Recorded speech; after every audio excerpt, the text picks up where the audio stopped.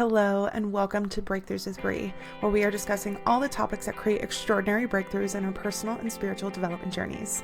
I'm Bree, otherwise known as Healing with Bree, and I'm a spiritual coach and Akashic Records channelers who helps sensitives and intuitives connect more deeply with their hearts, intuition, and souls, and teaches people how to process and alchemize the fears and beliefs that hold them back from living in their authenticity and purpose. You're in the right place if you like to hear about spirituality, psychology, healing, consciousness, manifestation, developing your spiritual and intuitive gifts, and living from your heart and soul instead of from your fears and ego. I hope you enjoy this episode.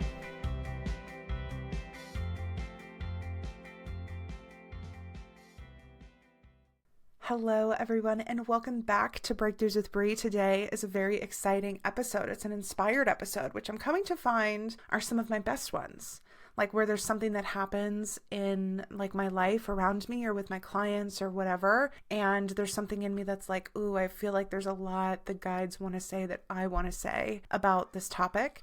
And today it's about loving all parts of a person and what that means and what that doesn't mean. I noticed in myself, I've definitely noticed in friends and clients, this tendency to either like romanticize someone and put them on a pedestal and kind of ignore the things about them that aren't great, or to make them a villain and sort of like demonize them, which also isn't really true. And to me, this feels like we just haven't been given the tools and we haven't developed sort of in our emotional maturity to be able to love them with nuance, to be able to love them for the entirety of who they are. I will say what's kind of funny about me recording this episode is that I was technically supposed to be in a session right now, and I had a client who no-showed, which is very rare. That doesn't happen often. And I'm also not like bothered by it when it happens, because I know that like that's time that I then get to devote my energy to something else, right? And usually people are very kind and respectful if it does happen. And so again, it's not a big deal. And I wanted to share that little bit just as like a little reminder for everybody that, again, if some things don't go the way that you thought they were going to go, it might be interesting to ask yourself, why has the universe created this space for me? Like, what could I be using my energy towards instead of what I originally in my mind thought was going to happen, what my plan was? And how might the universe be giving me an opportunity to use my energy for something different? What can be created in that space? Just something to think about. It's okay if things don't go according to plan. That's still going according to the divine plan, just not to our ego plan, you know? So anyway, this podcast episode is proof of that, because I'm sitting down to chat with all of you kind of about this topic that has been brewing, that I've been thinking about for a minute. So the genesis of this idea was I was talking with a client, and she's in the dating world, and she got connected with and the opportunity to like start talking with somebody who feels like they have so much potential. Like if they could have like written all of the things that they really wanted in a guy, and especially like characteristics that people that they've dated before have not had. Like this would be that person, right? Very exciting. Somebody that they'd also kind of like had their eye on for some time. So there was like a lot of exciting elements around all of it. And when we were talking, they were, kind of describing this person as like the perfect partner, like the perfect potential partner. And in the same conversation, talking about, well, I don't know if they really wanted to date, or if maybe they're just trying to hook up. And I'm like, like what makes you think that? And they kind of like, sat and thought back and kind of pointed out a couple like things that they said and ways it reacted that was giving a little bit of fuckboy energy, And it was so interesting. We had this wonderful and vulnerable conversation where I was like, well, how can they be like the perfect guy and also give off fuckboy energy? Like don't those two things kind of oppose each other? And why might you be like really eager to put this person up on a pedestal? Because it feels like we're kind of already starting in this trend of not seeing the entirety of what this person is showing you, like we can see it all and not make them bad, but also not make them like an angel, And we had such an interesting conversation about it. And to me, the point that this illustrates is that, again, sometimes we got to watch ourselves and where we're looking at things in extremes and how we can be a little bit more balanced when we're sort of like evaluating the people around us. I think this is really interesting when it comes to dating, because a lot of times like our attachment stuff, like our anxious or avoidant attachments or whatever, which is really like the imprint that our relationship with our caregivers or parents left on us, right? Like that can be awoken the most in our romantic partnerships. That's one of the main places that our history with our parents and our childhood gets played out on. It gets played out on the parents if they're still here, and on the partner, whoever you might have or whoever you're dating. And I find that with a lot of people, and I'll even say a lot of us, who perhaps had parents who had a really hard time sort of like taking responsibility for their own imperfections and managing them, what that forces is the kid to also make excuses and to justify sort of the shortcoming of the parents. If the parents are not taking responsibility for them in a meaningful way, then the kids have to justify and excuse the things that their parents that are doing that are not really loving, that are not really mature, etc., etc. And they put that in the category of love. They tell themselves, okay, like somebody can love me and they can also yell and scream and lose their cool at me constantly. This is not just like a once every now and then. I know there's some parents here who like really beat themselves up about that happening every now and then. No, I'm talking about like chronically, and there being no remorse for it. Okay. Or, you know, if somebody loves me, they also are not attentive to me. They don't ever ask about me. They're never really present with me. They're not showing any signs of care about me, right? Like, and then kids have to learn to associate the two of those things together. And I share this because we go on and we do that to people and with people and in relationships the rest of our lives. We excuse and justify reasons why people are not really treating us with kindness or with respect or with maturity, because as a child, we had to learn to justify it with our parents. We had to stay connected with them to stay safe and to stay in community, and all of the reasons why, because kids are truly dependent, right? So all of the things you had to do to stay connected, you tend to continue to do with relationships even when you don't need to anymore. I find there's a really big trend with this topic for today about us sort of looking at people with rose-colored glasses and not being able to figure out where to interject red flags or where to interject imperfections or how to incorporate things that people do that aren't kind into our bigger picture of how we're looking at them or how we're looking at the relationship, without being in either extreme, without ignoring it and excusing it and, oh, but they didn't mean, and like not holding people accountable, or jumping straight to they're the worst, you know, villainizing them and never speaking to them again. Right? I think most of the people in this audience tend to do the first one more often until they reach their breaking point, and then they go to villainizing people, right? And that's us bouncing back and forth between either extremes. And when we are in extremes, we are in an ego pattern. We're in an ego strategy. Binary extremes, it only ever lives in the 3D ego world. That's not a thing that exists when you're looking at things with that soul perspective. So it's a signal that we're in some sort of fear conditioning. So let's break apart like this example even a little bit more. For this example with dating, what we talked about was, I was like, you know, like we can give a person credit for having so much potential and having all of these positive qualities, right? Like we can like objectively look and be like, yeah, you know, maybe it's like great job, good sense of humor, has their life together, is attractive, and, you know, really has a vision for their life and ambition, right? Like maybe that's like a set of qualities that we really want in a partner. And you meet somebody who has that and more, and you're feeling really attracted to them and all this kind of stuff, right? Like we can give credit to that sort of thing. And when you're starting to actually get to know them, when you're interacting with them, it's like we're always collecting data from the world. That I feel like that's one way that I use it to make what's happening a little bit more neutral and not personalizing it too much, right? Like we're just collecting data, and that doesn't have to be data that tells you exactly what a person's character is, but it does tell you like what they're capable of right now, what they're motivated to do right now. And in this situation, you know, maybe there was a few phrases or reactions to things that were giving off like, I just want to hook up, or I'm just casually seeing people, I'm not really trying to date, and like give off that kind of energy, right? And when those kinds of things happen, like we can clock it. Like we can clock it as orange flag here. You know, maybe not a red flag, but orange flag. And we can trust our gut that this is giving off fuckboy energy. right? Now, it doesn't mean we have to label this person as like absolutely undateable, no potential, like nothing there. We don't have to go to that extreme about it, but especially like when dating or even like when building new friendships, whether that's like with people in your local community or like getting to know people at your job or wherever it is, like trust your instinct as you're collecting information. And once you got enough information, like you kind of got to trust how people treat you.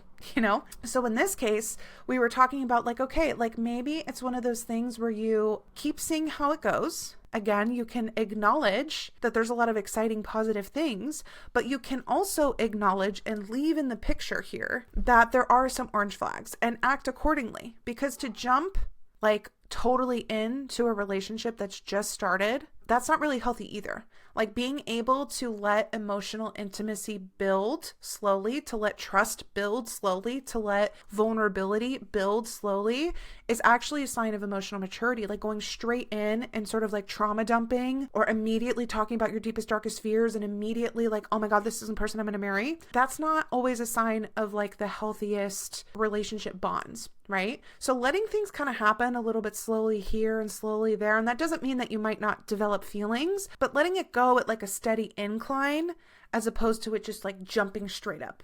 You know what I'm saying? So acting accordingly in this situation would be clocking the fact that there is a possibility that these signs that my intuition was picking up, that this person is maybe not in the headspace, not interested, doesn't have the emotional skills or maturity to actually be in a relationship, like I'm going to keep that in mind. I'm going to let that be a part of how I'm interpreting what happens moving forward because I trust my instincts, not because I'm judging this person as a fuckboy, but because I'm honoring what they have shown me. And I'm honoring my own intuition about what's going on. So let's just say they talk and they text for a little while longer.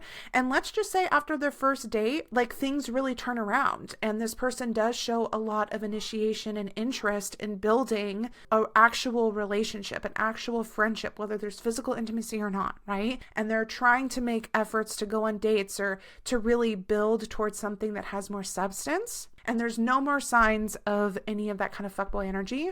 Like in that case, you're letting the actions of this person build more of the picture. And at that point, so much has been built on the side of, no, this is a person who's really looking for a relationship. It makes sense to look at them that way. But especially when you're first dating, you have such little information. So anything that you get is almost like equal initially. And it's like size, I guess you could say, Or you might continue to like talk to somebody like this and they continue to give you signs, or they continue to do things that are kind of like vague and that are not exclusively like bad or rude, but also not explicitly respectful. And I think that when that kind of stuff happens, it's really important to trust your gut about what they initially showed you.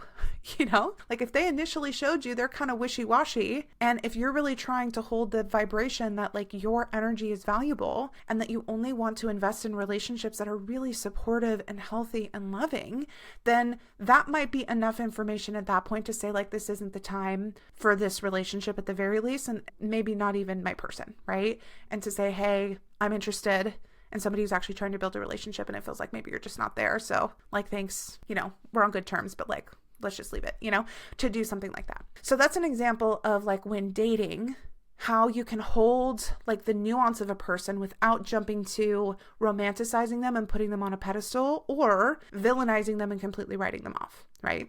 Now, what was interesting as I talked more with this client was that as we talked about the possibility of kind of taking this person off the pedestal, and when we're looking at them, seeing both things, seeing the potential and how great it went and the chemistry and the green flags, but also the orange flags. And it was interesting because she immediately jumped to, well, I have all these things wrong with me too. So who am I to judge this person? We uncovered a lot about this. This is one of the tendencies that I find that clients do is, again, whatever you were forced to do in those parent relationships is what you do when you're faced with nuance in other kinds of relationships. And with this client, I'll just say that the parent did not have any space at all to even the suggestion that they were bad in some way. And if the suggestion came up, then that was projected right back onto other people, and it was made that everybody else was bad. So it made perfect sense that this client, as soon as they were faced with the situation of like actually seeing and acknowledging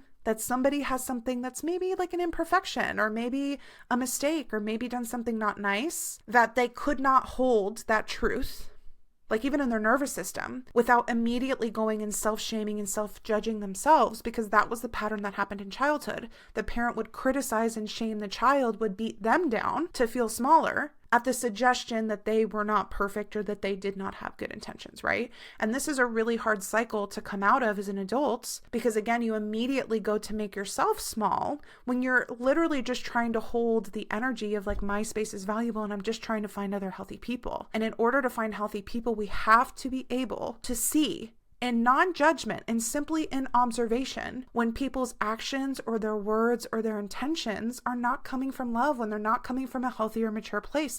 It doesn't mean that we have to say that they're bad people, because that would be a judgment. And I don't think that people are black and white. We're all shades of gray. But we have to be able to acknowledge and identify where people are at, take in that information, and move accordingly ourselves if we want to cultivate lives with healthy relationships. We have to. That reflects the inner work that we have to do within ourselves too. We have to be able to acknowledge what parts in us are so pure and so lovely and really healthy. And we also have to be able to look in the mirror and see the parts of us that are not coping well and not acting from a place of love and that are not really healthy for us. And we have to be able to see that, and we have to be able to move accordingly, right? And that's a lot of what I teach in my coaching work and my trigger alchemy, is how you can, within yourself, alchemize that energy, how to let that soul energy take the lead and start like building new patterns as it relates to all of that stuff. But like, you can only ever do that for you. You can't do that for other people. Now, here's the other thing that I see people do. So this client, they were faced with a situation where what would have probably been really helpful was, again, to acknowledge the nuance of this person, right? And to be able to see all of the data kind of objectively, right? Observe it, non-judgmental, but like honestly be able to take it all in and move forward accordingly, right? And at the prospect of having to see something that wasn't quite perfect or maybe a little negative about this person, they shut it down, had to romanticize them, had to put them on a pedestal. And if they were challenged to really see and look at if this part of them that really wanted to call out this quote unquote negative thing about this person, they immediately went to shaming themselves to prevent themselves from identifying and really holding the fact that this person had some negative quality about them, right? Here's another way that can go. And this was something I had to deal with. So let's just say there's somebody that does something negative. This is a slight variation on that. I find a lot of people immediately jump to taking complete responsibility for what happened. Like, how was it my fault?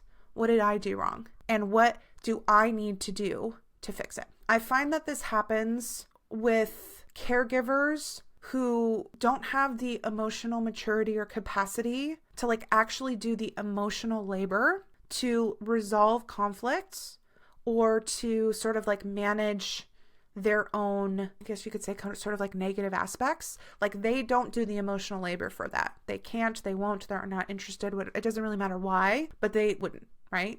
I find for a lot of people, these are people that, again, just like didn't have the opportunity to emotionally mature themselves. They were never modeled what it really looks like to resolve conflict and take responsibility for your part and et cetera, et cetera. So they just stay in that sort of like, in that phase of development, which is technically should be very early on, and we should come past that, and they just never really did. So as parents and children who were trying to create stability, who were trying to create peace, and could sense sort of like the emotional instability or volatility in their caregivers, and the caregivers' unwillingness, they're like pushing it off like, oh, that's not me, it's you. Why did you do that? Why did you make me mad? Right? Or not really taking any effort to pull themselves back into like safer emotional spaces and putting it all on the kids. So you make me feel better. You made me feel this way, right? Like that kind of language implies that the other people around you are the cause and the source of anything negative, and that they also are the ones that need to take the effort to make you feel better. Right?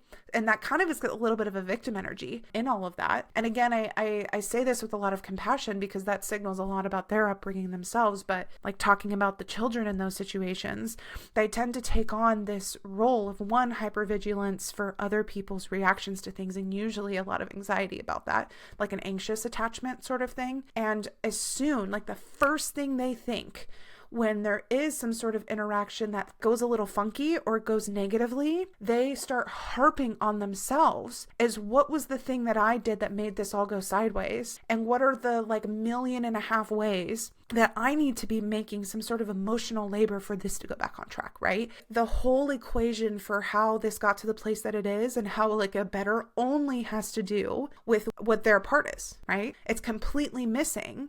What did they do to contribute to this? What kind of actions would they need to take to fix this? Right? That isn't even a part of the consideration. It was almost like as children, they couldn't rely on other people to fill that space. And if they wanted peace, they had to do their share and more. So as adults who want peace tend to get attracted to these same people unconsciously. And when things go wrong, it's kind of like, do I want peace or do I want conflict? And of course they want peace. And so they're in this cycle of okay, I can't rely on them to do their part of this emotionally. So I guess I got to overcorrect on this, right? So then it becomes again, this psychoanalyzing and this anxious energy of what was every single thing I did wrong and how can I basically be perfect? How can I fix this to make it go okay again? And that can happen when there is something that goes awry with other people, or there's even some negative action that somebody else took. They internalize it and make it some flaw of their own and then also make it their mission to fix it. That is also not healthy, and that is not true. That is not how healthy dynamics and relationships work when both parties are demonstrating emotional maturity and acting from their heart center. And there's a lot of other variations of this. You could think about all of the different ways that you've seen parents react to sort of being faced with their own choices or their own mistakes. Unfortunately, there are parents that would respond with physical violence, which is really what it was, right? Which creates a whole level of I can't see what people do bad and I definitely can't call it out because it's not safe. Or there might have been parents who totally shut down, right? And became emotionally and sometimes physically unavailable. So again, that creates a whole nother pattern of I can't point it out. I have to protect you from even seeing your own faults because then you're going to abandon me. Right?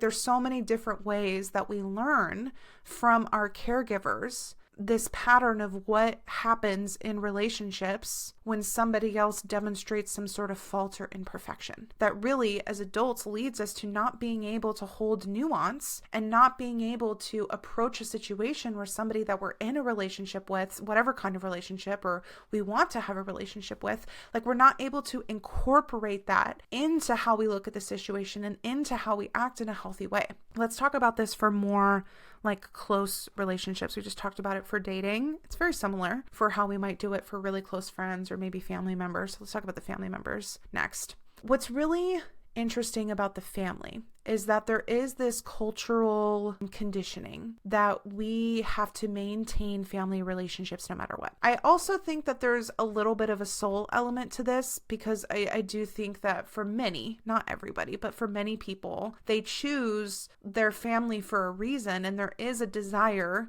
to be able to work it out to where there can be some kind of connection. It can be incredibly fulfilling to be able to have some kind of relationship with your family, especially your parents. But there's a lot of people where that's not possible because of the extreme that their parent is in unhealthy ways. So to keep themselves physically safe, emotionally safe, mentally safe, or keep their kids safe, it's just not a possibility. And if that's the case, just know I'm not talking to you in this. Make the decisions, even if they're really hard, that you know that you need to. Okay. In this situation, I'm talking for when we're kind of in the gray area, when there is maybe some toxicity or immaturity and it's a little bit difficult to navigate. And maybe we've erred on the side of, again, kind of overcompensating to make that relationship work. Gosh, and this happens with parents so much. Let's talk about parent relationships. When I do my trigger alchemy process with people, which is literally one of the most magical processes that I've ever seen, that I've ever had the chance to encounter or kind of channeled through. It was a creative process, co-creation with the guides. We go straight to the root and we transform it. Dissolve it, truly. So many people have said those sessions have been years and years, 5+ years worth of therapy in one session, because that's how deep we get to what's going on, why it's going on, and how we can shift around it to release it. Okay. In those sessions, one of the things that is required is for us to honestly acknowledge how we feel as a result of other people's actions. And most of the time, what comes up with these big triggers is a formative early life experience when we were kids, a dynamic with our parents, right? And we revisit maybe a memory or an archetype of an experience where we were in a situation where our parents or somebody else acted in a way that was not entirely healthy or loving. Right? And one of the things that can come up is this sort of parent defender. Okay. We're unwilling to name that we felt angry or that we felt sad or that it was really messed up that whole situation happened, right? Like we almost don't let ourselves go there because we're so busy getting caught up in that parent defender that says, oh, but they were trying their best, and oh, but they were doing this, and oh, but they had this happen to them, and that's caught up in justifying why the parent did or didn't do something that resulted in that kind of negative formative experience that forms this trigger later on. For example, in the coaching episode that I did on coaching on people pleasing, I did an example trigger alchemy coaching session with somebody, and she was really trying to uncover this trigger and this impulse to people please, this fawning trauma response. And when we were getting down to the root of it, there was something about feeling like rejected and alone. And we got to the root, and you can listen to this whole episode to find it out, but it was early experiences where her parents only really talked about happy emotions and only ever really had space for those.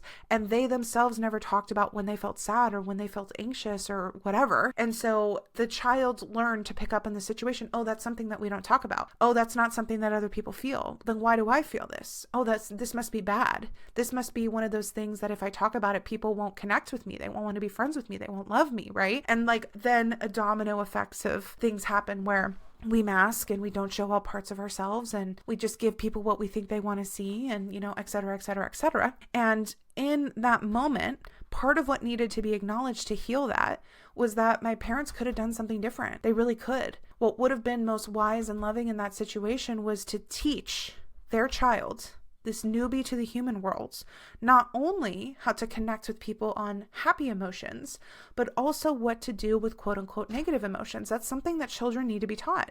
And that was not something that was talked about or taught in any way. How was she supposed to know if she wasn't taught, right? That has to be acknowledged in the process of healing. But a lot of times what will come up will be this resistance to acknowledging what could have been different or quote unquote what went wrong, or some of these maybe like feelings of anger or injustice towards our caregivers. And this is a really, really deep rooted coping mechanism that's brilliant, by the way. When we're kids, we have to stay connected to our caregiver that provides us with food, shelter, emotional connection. That's the only one that has enough knowledge and maturity to navigate this really complex world. We're literally dependent on them, right? So for us to develop this part of ourselves that blocks us off from any thought that would lead to us being disconnected from our caregivers is brilliant. It's brilliant, right? But as we start to go through healing of our own triggers and also healing of our relationships with other people, we have to learn how to tolerate acknowledging things that went wrong and things that were negative in order to have healthy relationships. So the genesis of this is being able to acknowledge that could have been different and it could have been better. Okay?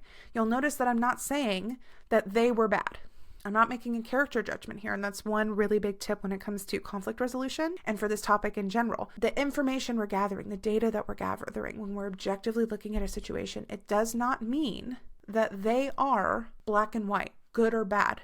It doesn't even mean that they had ill intent. That's not what it means. For us to make it a character judgment puts us in a totally different energy that does not help anything, okay? And I feel like that's why most people avoid acknowledging when somebody is demonstrating some sort of negative behavior, because their first impulse is to think that means that they're calling that person a bad person, which another part of them doesn't believe, right? So our mind won't allow the cognitive dissonance, won't allow that internal conflict. And so its way to resolve that conflict is to say, oh, well, what they did wasn't that bad then, because we think that ultimately they're a good person or we want to stay connected with them, right? And again, that's not how we can start to balance healthier relationships. There is a way that we can acknowledge when something is not in alignment with us, when something feels negative, and not have it mean automatically that they're a terrible person, okay? When we're doing healing work, we can acknowledge that there were things that could have been different and could have been more supportive to us as children that don't make our parents bad people.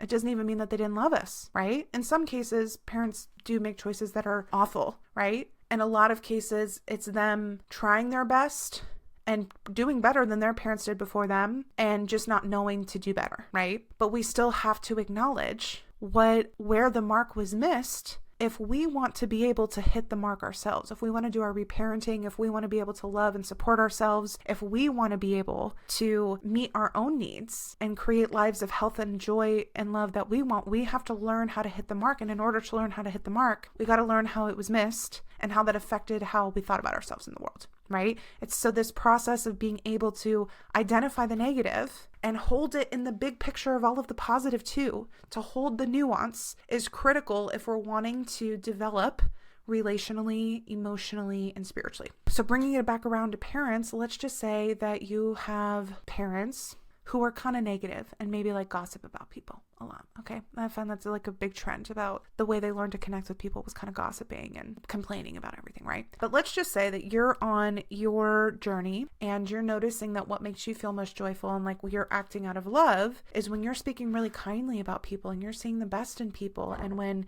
you're not talking really about people, you're really only talking to people, right? And that you're really craving and feeling like the ways that you enjoy connecting with people in relationships doesn't have to do with gossiping. It's like sharing things about themselves and your experience and how we're growing or whatever that looks like for you that's more healthy. And you're noticing that maybe your parents have the current behavior, the current propensity for like gossiping or kind of talking negatively about people, right? Now, some people might be at the point in their process where like, oh no, it's not that bad. Like, that's just how they are. They don't mean anything bad by it. And when we're excusing it and when we're justifying it, we're not a part of creating a different experience or creating change that we want to see. And for me personally, my take is that the relationships that I want to last, I am an active participant in making as healthy as possible. Like, I want to do what I can to help them improve so that they last. The long-term relationships that last and are a source of joy and healthy are not ones where you ignore all of the little things that don't feel great, because those things build and they create space and distance, right?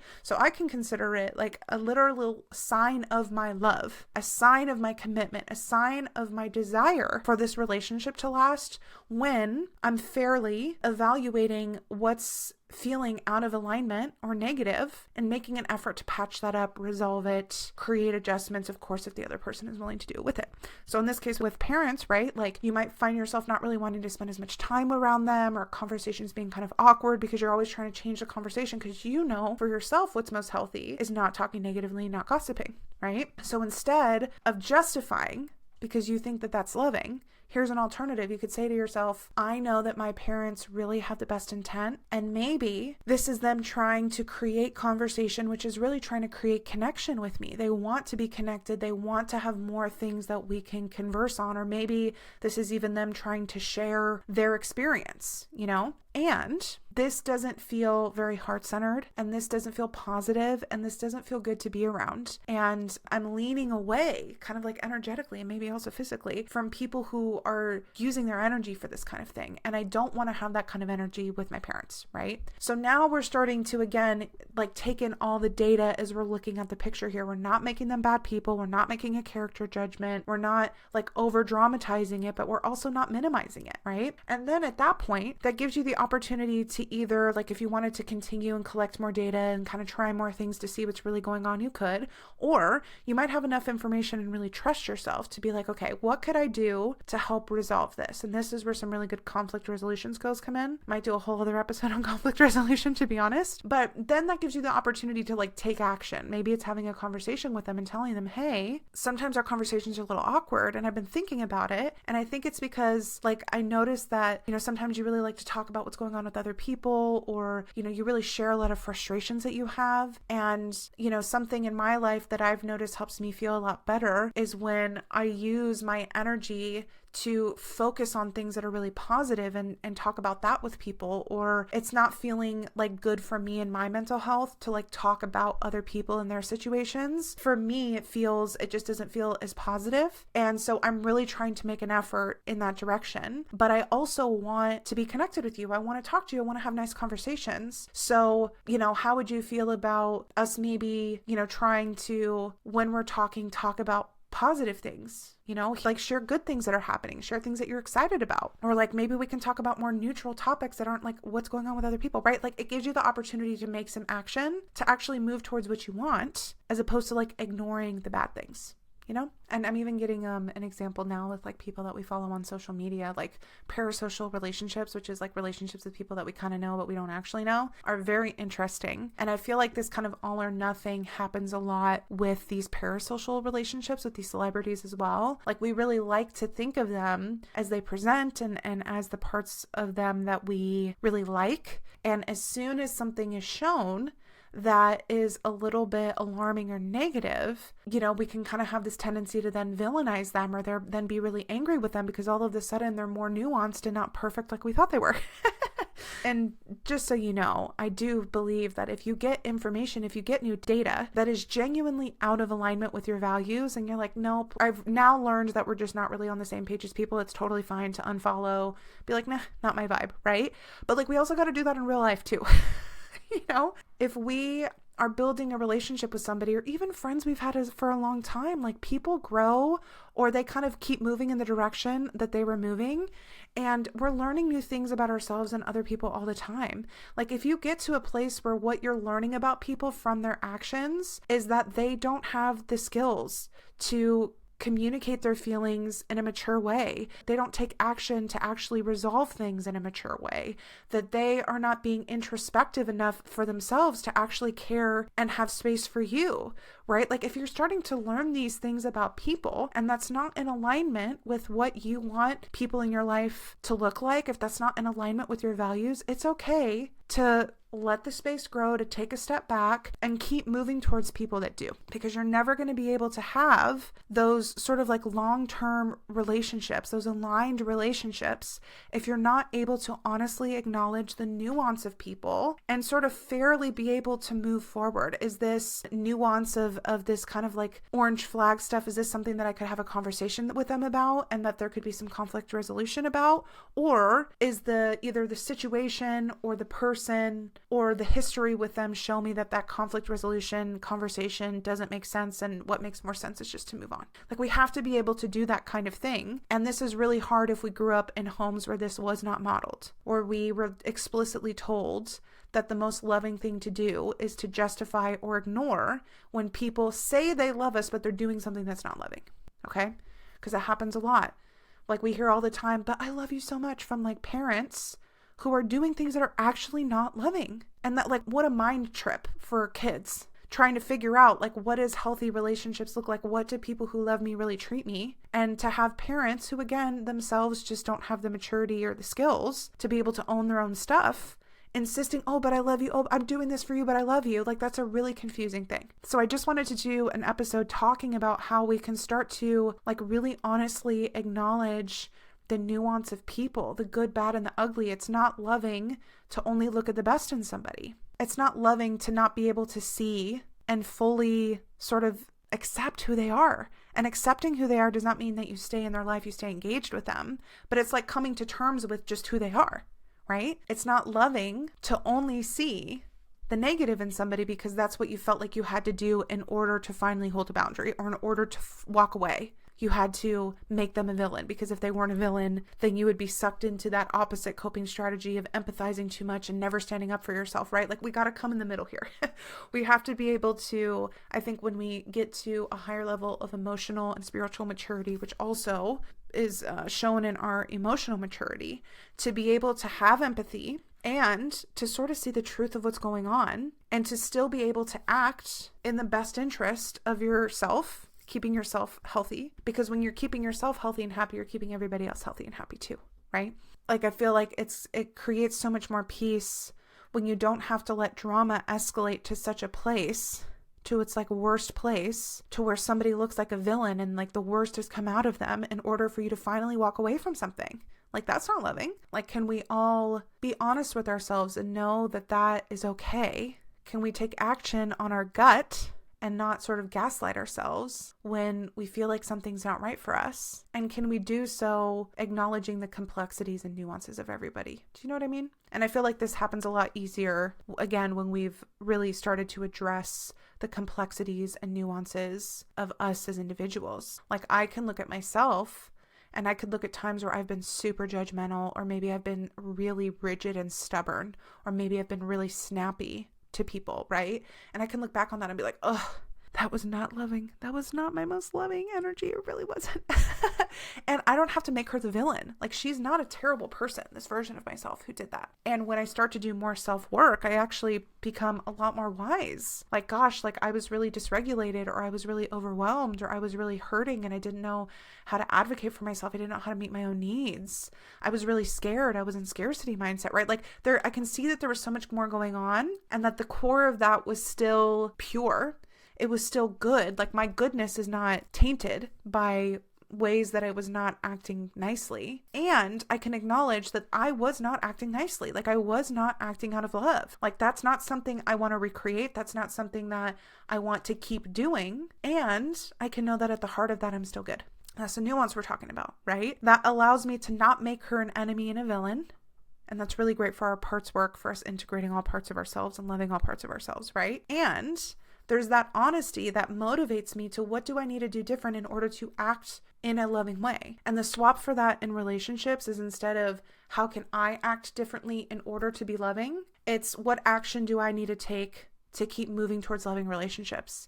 Is it a repair with this person, or is it letting them go and keep moving towards loving people, right? Like, you don't have to keep staying in that same cycle with unhealthy or unloving energy. If we're looking at it honestly, we can see, yes, there's love back there, but are they demonstrating that they can actually act loving? Maybe we have a conversation and see if something changes, and if nothing changes, they're telling me that they can't, and I'm not participating in that. I don't need to. There's no reason why I need to. And what I want is actually loving relationships. Guides, is there anything else that you want to share about this? Yeah, they're saying that if this is like a brand new concept to you, then doing this internal work yourself, like this sort of like parts work, and seeing how you relate to the parts of yourself that you don't like, the negative parts of your personality or negative feelings, like that's going to tell you a lot about how you relate to other people's negative parts and aspects of their personalities, right? And the more work we can do within ourselves, the more we can understand how other people's pain and their issues can be real, but they're also not about us, and they're also not our problem. Like, our own shit is our own problem, you know, and not even a problem, but like, you know what I'm saying? Like, our own shit is our own responsibility. Like, the only thing we can ever control or shift or change is ourselves. And we know that that is our work as we start to do more of this, like, you know, self-healing. And relationships are such a good space for that. There's such a good mirror for that, right? And we actually have more compassion for other people in an empowered way when we start to do this work ourselves. The same client, there was somebody who had not totally been honest with them and not treated them really great. And, you know, one of the first impulses when they were being really vulnerable was to say, like, I guess that I must not have been like an important enough person in their life for them to treat nicely. And I was like, hold up, wait a minute. That sounds like you were making their actions like based off of some evaluation of you, like what your value was. But let's pull this back for a minute. The times where you've been a little bit maybe avoidant with other people or not super transparent, was that really about them? And this client was like, nope, you're right. It wasn't. It was because I was having my own issues and I couldn't really bring myself to act the way that I wanted to. And I was like, exactly. So this other person, it's not about you. They're having some version of that and they got to work through that shit. And if they're not working through that shit, then they're not the kind of partner that you want right now. Send them love. Hope they work through that. You can have compassion for them, but they're not your person, and you don't have to make their actions about you. And that's the kind of like wisdom that we can have when we start to do this inner work ourselves. I hope you guys have enjoyed this episode. Let me know if you have questions. Let me know if you have big ahas. This is something that I want to be doing more workarounds. Something about helping like show people how relationships can be, what healthy dynamics actually look like, what healthy conflict resolution looks like, what advocating for yourself from your heart center and while still having compassion for the other person looks like. Right? Like how to just be a little bit more balanced and in the middle as opposed to these extremes that we tend to have to go to, what that can look like. So if you have any particular topics or questions, let me know. And at the very least, join the email list or follow me on Instagram. Still join the email list even if you don't follow me on Instagram so you don't miss anything. So as I create new offerings and all that kind of stuff that you get to see it. I hope you all have a wonderful rest of your week, and I'll see you next time for more breakthroughs. Bye, everyone. Thank you so much for listening to this episode of Breakthroughs with Brie. But before you go, please take a moment to either rate and review the podcast on whatever platform you're listening to it, or share this episode or maybe one of your other favorites with friends or loved ones that you think might enjoy or benefit from this content. Both of those things help more than you know, so that I can keep creating these episodes to help us all have more breakthroughs. Remember, you can connect with me on social media, sign up for my email list, hear what products, services, or events that I'm currently offering, all in the link in the show description or by visiting my website, healingwithbrie.net. Thank you from the bottom of my heart for your support and for the time that you're taking to heal yourself and align more with your beautiful soul, as it helps us all so much more than you realize. I'll see you all next week for more breakthroughs.